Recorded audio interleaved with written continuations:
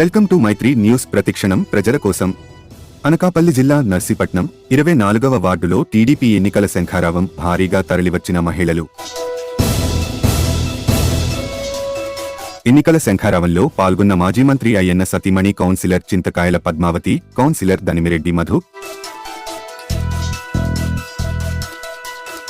కౌన్సిలర్లు చింతకాయల పద్మావతి, దనిమిరెడ్డి మధుకు అడుగడుగునా నీరాజనాలు పట్టిన మహిళలు.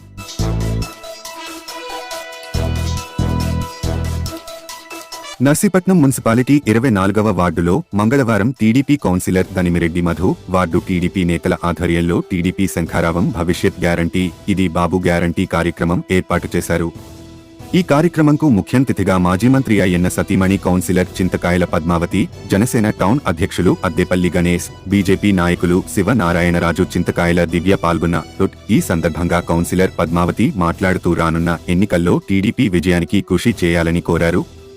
వైసీపీ పాలనలో రాష్ట్రం అభివృద్ధి కోల్పోయిందన్నారు. రాష్ట్ర ప్రజలు ఎన్నో కష్టాలు పడుతున్నారన్నారు. రాష్ట్ర భవిష్యత్ కోసం టీడీపీ అధికారంలోకి రావాల్సిన అవసరం ఎంతైనా ఉందన్నారు. ప్రతి ఒక్కరూ సైనికులులా పనిచేసి జగన్ అరాచక పాలనకు చరమగీతం పాడాలన్నారు. కౌన్సిలర్ దనిమిరెడ్డి మధు మాట్లాడుతూ ఈ సైకో జగన్ అధికారంలోకి వచ్చినప్పటి నుంచి రాష్ట్రం వెనుకబడిపోయిందన్నారు. రాష్ట్రాన్ని పూర్తిగా భ్రష్టు పట్టించారని, సంక్షేమ పథకాలు అంటూ ఆంధ్ర రాష్ట్రాన్ని అప్పుల ఊబిలోకి దించారన్నారు. మరలా మన రాష్ట్రం అభివృద్ధి చెందాలంటే చంద్రబాబు సీఎం కావాలని, కాబట్టి ప్రతి ఒక్కరూ టీడీపీకి ఓటు వేసి రాష్ట్రంలో చంద్రబాబు సీఎం చేయాలని, నర్సీపట్నంలో అయ్యన్న పాత్రని ఎమ్మెల్యే చేయాలని అన్నారు. ఈ కార్యక్రమంలో టీడీపీ నాయకులు, కార్యకర్తలు, భారీగా మహిళలు పాల్గొన్నారు.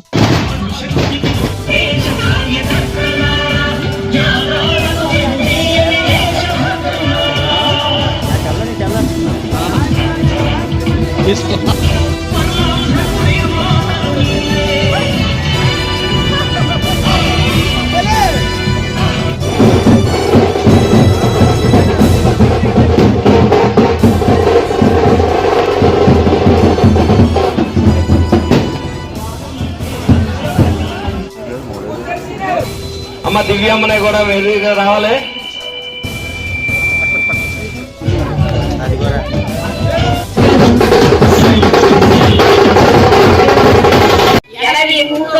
డిగ్రీ కాలేజీలో మొదలు చెప్పారు. కాలేజీలు అవ్వచ్చు, అన్ని విధాలు కూడా డెవలప్ అయింది. ఈ రోజు ఎడ్యుకేషన్ అప్పుగా తయారైంది నర్సీపట్నం. ఇదే 5 సంవత్సరాల్లో పరిపాలించినటువంటి ఎమ్మెల్యే ఆ రోజు ఉంటే ఈ రోజు మన పరిస్థితి ఏంటన్నది మీరు ఆలోచించుకోవాల్సిన అవసరం.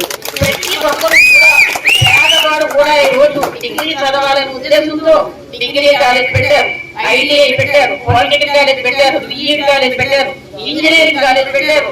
ఈ రోజు అన్ని రకాల కాలేజీలు పెట్టుకున్నారంటే పిల్లలు, పేదవాడు, ధనికులు అందరూ కూడా చదువుకొని ఒక విధంగా నర్సీపట్నం ఎడ్యుకేషన్ గా తయారు చేసిన ఘనత. అంటే ఒక నిజమున్న నాయకుడిని ఎదుగుంటే ఏ విధంగా ఉండాలని తెలియజేయడానికి విషయాలన్నీ నేను చెప్పగలుగుతున్నాను. అదే విధంగా ఈ రోజు చూస్తున్నాం, ఎమ్మెల్యే ఎన్ని కష్టాలు పెట్టాడో అయ్యన్న పాత్ర గారికి అందరికీ తెలుసు. మా ఫ్యామిలీ ఈ 5 సంవత్సరాల్లో 3 సంవత్సరాలు నిద్ర లేదు. రాత్రి వేళ నిద్రపోవాలంటే రేపు ఏం జరుగుతుందో అని భయపడి తెలియదు కూర్చున్న పరిస్థితులు ఏర్పడ్డాయి తెలుగుదేశం పార్టీది. మరి ఈ రోజు చూస్తున్నాం, ఆ రోజు ఒకరే అన్నారు, పేదవాడికి గుట్ట, తిండి, ఇల్లు, మూడు, ఈ 3 కూడా అనే నినాదంతో తెలుగుదేశం పార్టీ పెట్టడం జరిగింది. అలాగే ఆ రోజు రామారావు గారు ప్రతి ఒక్కరు కూడా 83లో సీఎం అయిన వెంటనే ప్రతి ఒక్కరు కూడా అప్పుడు ఇప్పుడంటే బయట తింటున్నాం. ఆ రోజు పేదవారు బియ్యం కొనుక్కోలేక జొన్నలు కానీ, గడ్డలు కానీ, సాములు కానీ అమ్ములు తినేవారు. ఆ రోజుల్లో వ్యవసాయస్తులు కాస్త కూస్తూ పండించుకున్నటువంటి వాడు బియ్యంలో గడ్డి కలుపుకొని అన్నం తినేవారు. అలాంటిది పేదవాడు కూడా అన్నం తినాలని ఒక ఉద్దేశంతో 2 రూపాయల కిలో బియ్యం పెట్టి ఘనత తెలుగుదేశం పార్టీ. అలాగే జనతా వస్తుందని చెప్పి చీర, రైతుగా 2 ఇచ్చి తెలుగుదేశం పార్టీ గుడ్డ, అలాగే 3 కూడా ప్రతి ఒక్కరు కూడా ఇల్లు ఉండాలని చెప్పేసి తెలుగుదేశం పార్టీ చేసినటువంటి ఘనత ఏ పార్టీకి అని అంటారు. మన తెలుగుదేశం పార్టీలో మనం ఉన్నామంటే గర్వంగా చెప్పుకుంటాం. నీతి మంతులమే ఈ రోజు చూస్తున్నాం. మొన్న ఇంత కష్టమైన పరిస్థితుల్లో కూడా మీ కౌన్సిలర్ గారిని మొదలు అత్యధిక మెజార్టీతో గెలిపించారు. అంటే ఉన్నటువంటి ప్రజలు ఎదురు కాదని చెప్తున్నాను. గొడవ పెడతారు, డబ్బులు ఇస్తారు, అక్కడ వ్యాపారాలు చేసుకున్నటువంటి వాళ్ళు ధనవంతులు చాలా మంది ఉన్నారు. మన పేద పార్టీ పేదల గురించి ఆలోచిస్తాం. మీరందరూ ఆలోచించుకోవాల్సిన అవసరం ఉంది. ఓటు వేసేటప్పుడు ఏ విధంగా వేయాలని ఆలోచించుకోవాలి. 83వ సంవత్సరంలో అయ్యన్న పాత్ర గారిని మీరే గెలిపించారు. ఆ రోజు వయసు చాలా తక్కువ వయసు అతను. అలాంటి వ్యక్తిని మీరు గెలిపించి ఈ నర్సీపట్నాన్ని అభివృద్ధిగా చేసుకున్న బాధ్యత కల్పించి ఆయన మీద ఒక భారం పెట్టారు. మనకి దళితులు వదిలిపోయి దేవాలయం చేసుకున్న రోజుల ముందొచ్చే ఈ రోజు అయ్యన్న పాత్ర గారు నాయకుడు ఓడిపోయినందుకు మనం ఈ 5 సంవత్సరాలు ఎన్ని బాధలు పడ్డామో, ఎన్ని కష్టాలు పడ్డామో మీ అందరూ కూడా చూశారు. మీరు పక్కనే ఉన్నారు. అయ్యన్న పాత్ర గారు ఇంటి పక్కనే మనందరం ఉన్నాం. వాళ్ళు ఇల్లు కట్టుకుని ఇక్కడికి వచ్చారు. మీరు చూశారు. అర్ధరాత్రి వేళ రాత్రి 3:30కి 2:30కి పోలీసులు రావడం. ఇంతకుముందు కూడా కాంగ్రెస్ ప్రభుత్వాలు గెలిచాయి, తెలుగుదేశం గెలిచాయి. ఇలాంటి కక్షపూరిత రాజకీయం ఏ రోజు కూడా అయ్యన్న పాత్ర గారు చేయలేదు. అలా చేస్తే ఈ రోజు వైఎస్ఆర్సీపీ నాయకులు ఎక్కడా కూడా కనపడరు. మనంత ధైర్యంగా పోరాడి సత్తా కూడా లేదు. చూశారు మీరు. అర్ధరాత్రి మీరు అందరూ పరిగెత్తుకుంటూ వచ్చారు. మా వాళ్ళు ఆడలు, పైన వాళ్ళు ఆడలు, మన దగ్గరగా ఉన్న వాళ్ళందరూ కూడా రాత్రి తెల్లజాము 3:30కి 1200 మంది పోలీసులు వచ్చారు అయ్యన్న పాత్ర గారిని అరెస్ట్ చేయడానికి. అయ్యన్న పాత్ర గారు రాష్ట్ర వ్యాప్తంగా తెలుగుదేశం పార్టీ కోసం, మన ప్రజల కోసం పోరాడి నర్సీపట్నంలో పోరాడి ప్రతిష్టలు తీసుకొచ్చారు. ఆయన కూడా అందరూ ఇంట్లో పడుకోవచ్చు, సీట్ వచ్చినప్పుడు పోటీ చేయించుకోవచ్చు. కానీ అలాగే అనుకున్న మనిషి కాదు ఆయన. ఒక స్వార్థం ఉంటుంది. నేను చచ్చిపోయినా సరే ప్రజల గుండెల్లో నిలవాలనుకునే ఒకే ఒక నాయకుడు నర్సీపట్నం అయ్యన్న పాత్ర గారు. ఆయన పడుకుంటే ఎమ్మెల్యే సీటు తెలుగుదేశం పార్టీ తరఫున ఆయన చేస్తారు, మళ్ళీ మంత్రి ఇస్తారు. కానీ ఆయన అలా పడుకునే మనిషి కాదు. 40 సంవత్సరాలు ప్రజల కోసం పోరాడి ప్రజల కోసమే బతుకుతున్న వ్యక్తి అయ్యన్న పాత్ర గారు. ఈ రోజు మనం ఇన్ని కష్టాలు పడుతున్నాం, ఇన్ని బాధలు పడుతున్నారు. మన నాయకుల్ని, మన కార్యకర్తల్ని, మన ప్రజల్ని ఇబ్బంది పెడుతున్నారు జగన్మోహన్ రెడ్డి. మళ్ళా కూడా ఇంట్లో పడుకుంటే మన ప్రజలకు దిగేయడం చెప్పి రోడ్డు మీద వచ్చి గర్జించిన ఒకే ఒక నాయకుడు అయ్యన్న పాత్ర గారు. ఆయన ఇంట్లో పడుకుంటే ఆయనకి సీట్. మీకు ఒక విషయం చెప్పాలి. మీరు 5 సంవత్సరాలు కూడా ఇంట్లో సొంత పిల్లల రాజేష్, విజయబాబులుగా మేము అలాగే మనుషులం. ఆ పద్మం కూడా ఆడపిల్లలుగా మమ్మల్ని కార్యకర్తలు నాయకులు అలాగే చూసారు. ఇది వాస్తవం. అన్నం తిన్నవారు మా అమ్మ తర్వాత పద్మం అడిగి నేను 2 సార్లు అన్నం తిన్నవాళ్ళు అయ్యాను. నేను మర్చిపోను. ఈ రోజు పద్మం ఒకటే అన్నారు, ఏమంటే మీరు రాత్రిపూట పోలీసులు వచ్చి ఇలా ఇబ్బంది పెడుతున్నారు ఈ వయసులోనే, అందరిలాగా మీరు ఉండొచ్చు కదా, మనకి ఎందుకండి అని ఆడమచ్చు కదా. ఏంటో ఆడవాళ్ళని అలాగంటారు. కళ్ళంతా నీళ్లు పెట్టుకుని అమ్మ గడ్డ పట్టుకొని పద్మాలు అయ్యన్న పాత్ర గారు